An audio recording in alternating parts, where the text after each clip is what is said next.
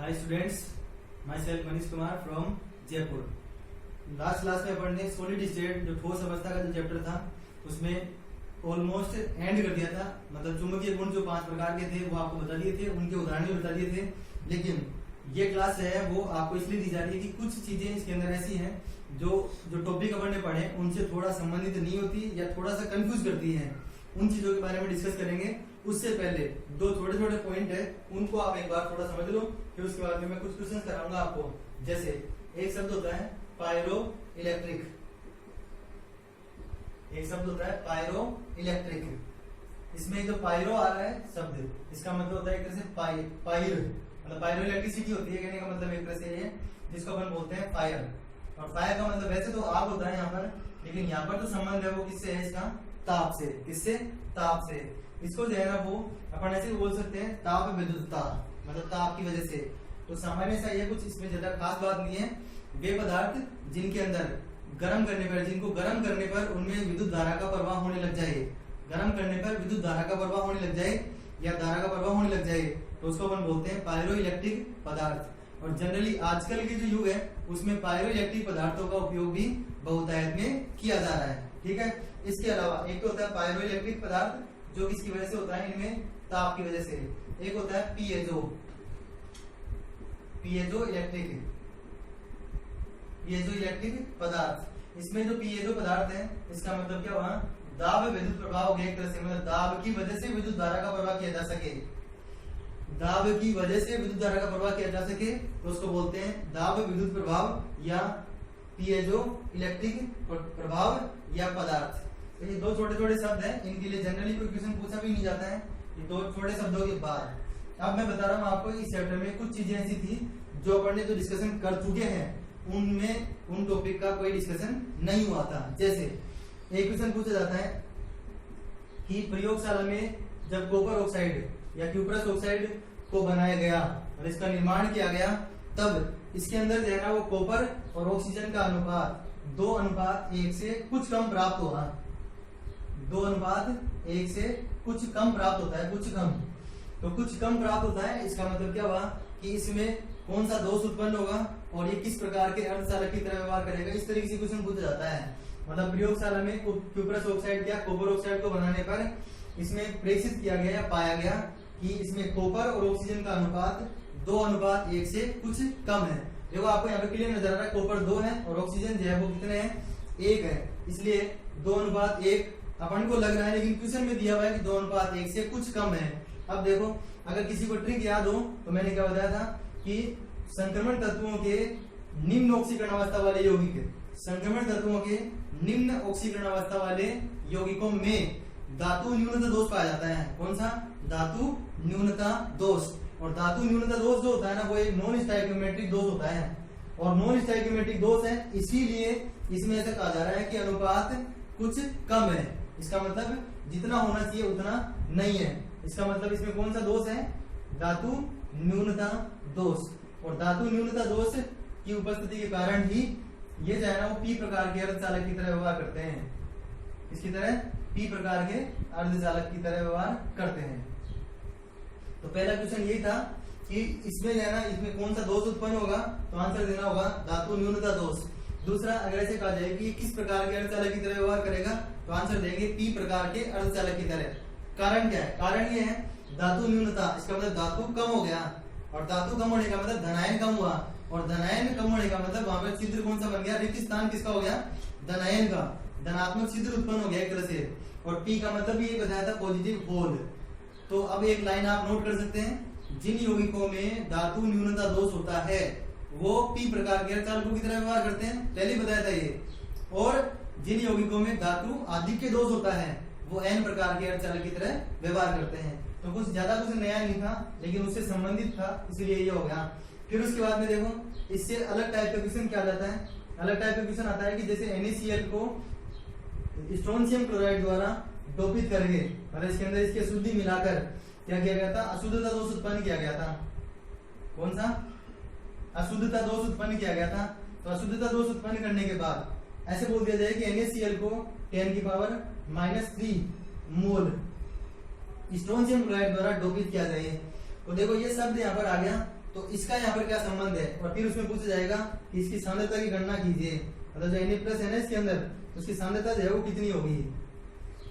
NaCl के ठोस को 10⁻³ मोल स्ट्रोंशियम क्लोराइड द्वारा डोपित करने पर प्राप्त जो मिश्रण है उसमें Na प्लस आयनों की सांद्रता की गणना कीजिए, सांद्रण ज्ञात कीजिए। तो उसके लिए देखो करना क्या पड़ेगा, उसके लिए करना ही पड़ेगा कि मोल प्रतिशत होता है, प्रतिशत भी दिया हुआ, मतलब इसके अंदर ऐसे मोल परसेंटेज दिया हुआ है। तो परसेंटेज दिया, इसका मतलब क्या हुआ कि जो 100% भाग है ना, 100 मोल जो है वो किसके द्वारा डोपित करे गए हैं, मतलब 100 मोल NaCl जो है वो डोपित किए गए हैं किससे, 10⁻³ जो मोल है वो स्ट्रोंशियम क्लोराइड से, मतलब इसके इतने से डोपित करे गए हैं। इसका मतलब क्या हुआ, इसका जो 1 मोल होगा वो कितने से डोपित किया जाएगा, 10⁻³/100 से, ऐसे ही होगा।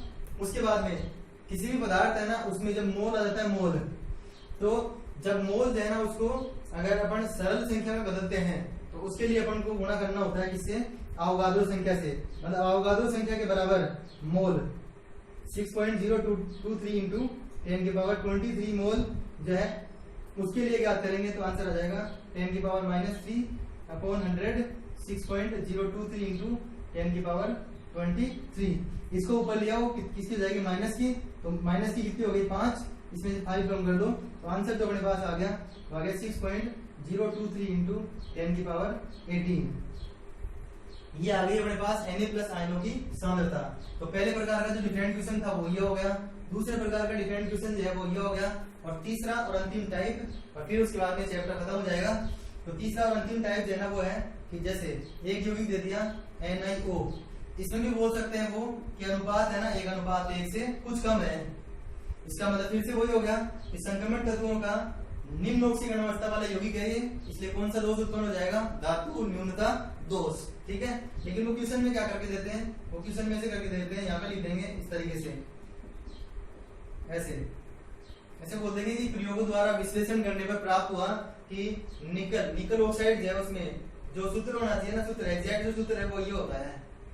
फिर ऐसे पूछेंगे कि इसके अंदर है ना वो Ni2+ और Ni3+ है ना, उनका अंश ज्ञात करो, अंश मतलब Ni2+ कितना है और Ni3+ कितना है। तो इसको जो है ना अपन यहाँ पर सोल्व करते हैं। उससे पहले आपको ये समझना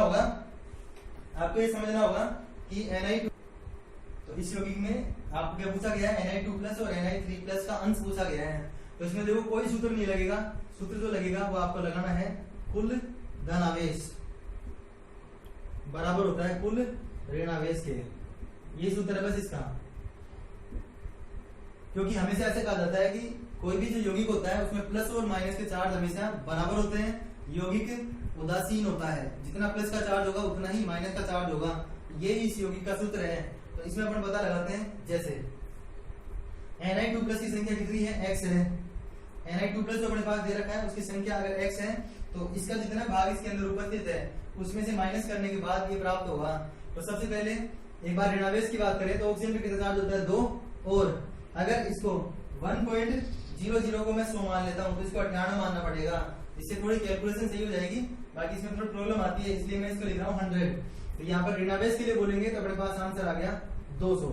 ऐसे ही अब धनावेश पता लगाना है, तो धनावेश के लिए अगर इसके लिए बोलेंगे तो इस पे आवेश 2 है और इसकी संख्या कितनी मानी है अपन ने, x। इसके लिए बोलेंगे तो इस पे आवेश कितना है, 3 है, आवेश कितना है 3।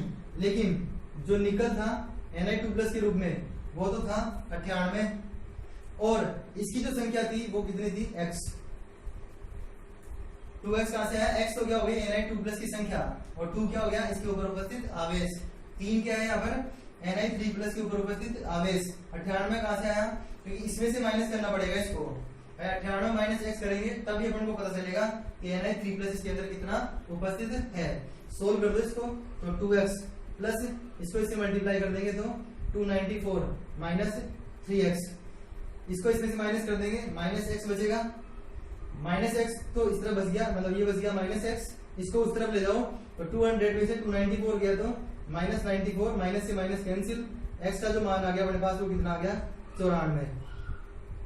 अब क्या पूछा गया अपने से कि Ni2+ है ना वो कितना है, Ni2+ का अंश तो Ni2+ का आंसर पता लगाना है अपन को, तो 94 कितने में से, 98 में से इंटू 100, और Ni3+ अगर पता लगाना है इसका कितना अंश इसके अंदर उपस्थित है, तो उसके लिए क्या करना पड़ेगा, वैसे तो आप कर सकते हो 100 में से माइनस कर दो, जो यहाँ पे आएगा उसको, जितना यहाँ पर आएगा उसको 100 में से माइनस कर दो, तो इसको सोल्व करने के बाद ये लगभग 96% आता है, लगभग मतलब 95 पॉइंट कुछ इस तरीके समथिंग आता है।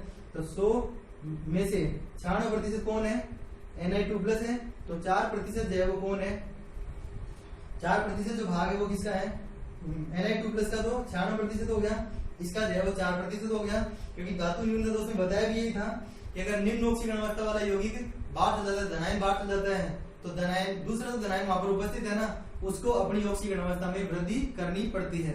तो ये 3 क्वेश्चन जो है वो उस लीक से हटकर थे, इसीलिए मैंने ये वाला जो वीडियो है वो बनाया, नहीं तो चैप्टर कंप्लीट हो चुका था। अब जो बात आती है वो आती है कि चैप्टर अपना कंप्लीट है, फिर भी अगर आपको कोई प्रॉब्लम होती है तो आप उसको कमेंट कर दीजिए, और बिल्कुल मैं बार बार आपको कह रहा हूँ कि बिल्कुल सीरियसली होके, क्योंकि जो टाइम है वो बहुत इंपॉर्टेंट है, बाद में आपको बहुत प्रॉब्लम हो सकती है, क्योंकि बहुत ज्यादा टाइम जो है वो छुट्टियों में बीत जाएगा। तो आप जो है इसको रेगुलर क्लास ही समझे, सीरियस लें, और जितने भी फ्रेंड्स हैं वहां तक इस क्लास को पहुंचा दें आप। उसके बाद में जो है जो चैनल है उसको आप सब्सक्राइब कर लीजिए, अब तो आपको पता लग ही गया होगा कि किस तरीके से आपको स्टडी कराई जा रही है, ठीक है।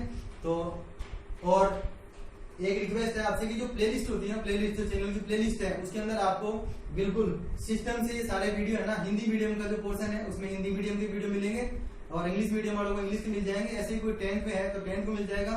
इसके अलावा जो चैनल है उसके अंदर मैंने ट्रिक स्टार्ट कर दी है आज से, तो वो ट्रिक वाले वीडियोस भी आप देख सकते हैं। Thanks for watching.